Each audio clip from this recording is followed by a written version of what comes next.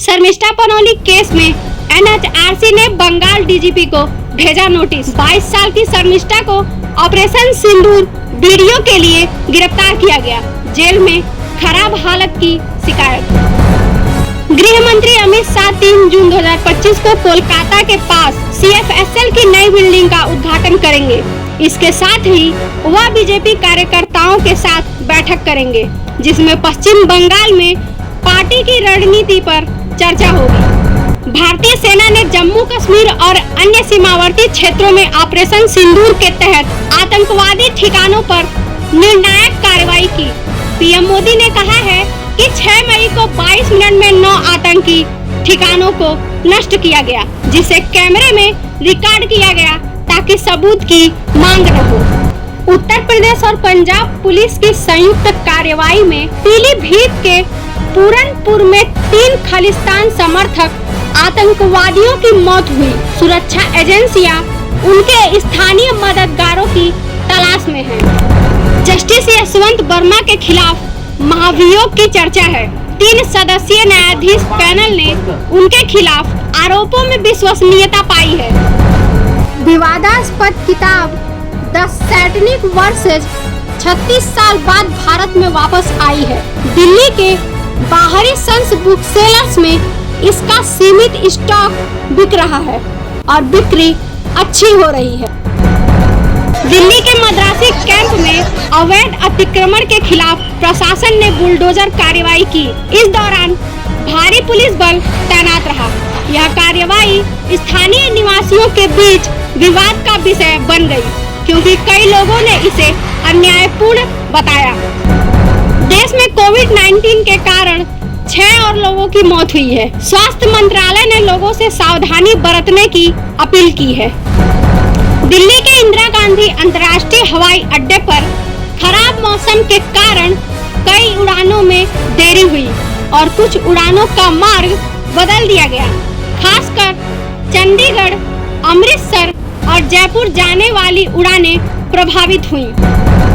भारत को 2026 तक रूस से बाकी बचे S-400 मिसाइल डिफेंस सिस्टम मिल जाएंगे। दिल्ली की मुख्यमंत्री रेखा गुप्ता केदारनाथ धाम पहुंची,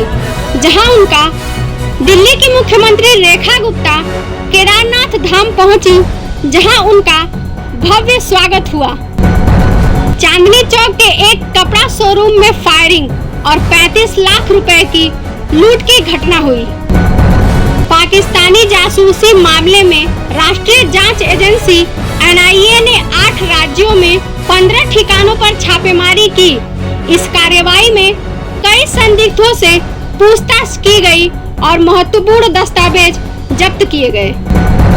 असम के डिब्रूगढ़ में भारी बारिश के कारण ब्रह्मपुत्र नदी का जलस्तर बढ़ गया है, जिससे आसपास के इलाकों में बाढ़ की स्थिति उत्पन्न हो गई। कई गांव जलमग्न हो गए और राहत कार्य शुरू कर दिए गए हैं।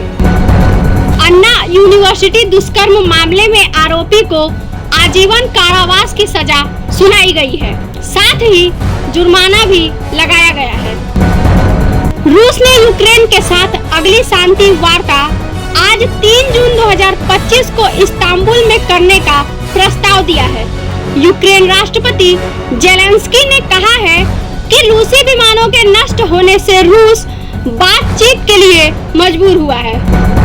बांग्लादेश ने अपनी मुद्रा से शेख मुजीबुर रहमान की तस्वीर हटाने का फैसला किया, जिससे वहां राजनीतिक चर्चा तेज हो गई है।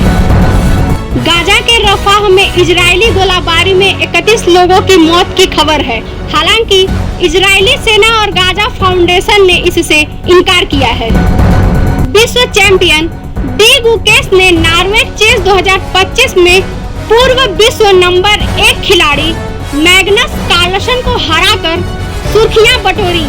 यह जीत भारतीय शतरंज के लिए एक ऐतिहासिक क्षण है और गुकेश की प्रतिभा को दर्शाती है। लखनऊ में 8 जून 2025 को सपा सांसद प्रिया सरोज और क्रिकेटर रिंकू सिंह की रिंग सेरेमनी होगी। इस आयोजन को लेकर स्थानीय स्तर पर काफी उत्साह है। टीवी एक्ट्रेस दीपिका कक्कड़ ने सेकेंड स्टेज कैंसर की जानकारी साझा की, जिससे फैंस में चिंता है और उन्होंने एक इमोशनल पोस्ट शेयर की। अभिनेत्री अवनीत कौर का न्यू ट्रेंडिंग सॉन्ग पर डांस वीडियो इंस्टाग्राम पर वायरल हो रहा है, जिसे फैंस खूब पसंद कर रहे हैं। नेटफ्लिक्स ने जून 2025 में रिलीज होने वाली नई मूवीज और सीरीज की घोषणा की है, जो मनोरंजन का तड़का लगाएंगी।